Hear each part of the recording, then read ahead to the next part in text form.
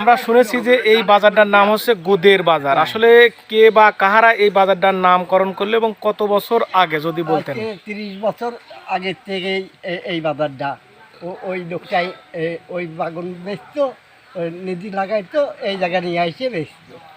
তো আর এই দোকানদার ছিল কেমন, এই বাড়ির এই দোকানদার ছিল, এই জায়গায় এই মোড়ের পর এই দোকানটা করেছিল। আর ও এই লোকটা কি বেঁচে আছে না মারা গেছে? না, সে লোকটা আবার এই সাথে পানি নিচ্ছিল, একটা কারিগর।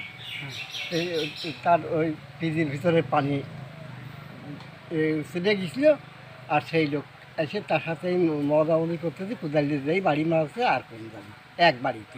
তাহলে সে লোক মার্ডার? হ্যাঁ, এটা নিয়ে পরবর্তীতে কোনো মামলা টামলা হয়েছিল কিনা? হইল, ধরা ধরে তারপরে সেটা আবার মীমাংসা হয়েছিল। আচ্ছা, ওই লোকটাকে কি আপনি দেখছেন যে যে লোকটা প্রথম এখানে বেগুন বিক্রি করতো?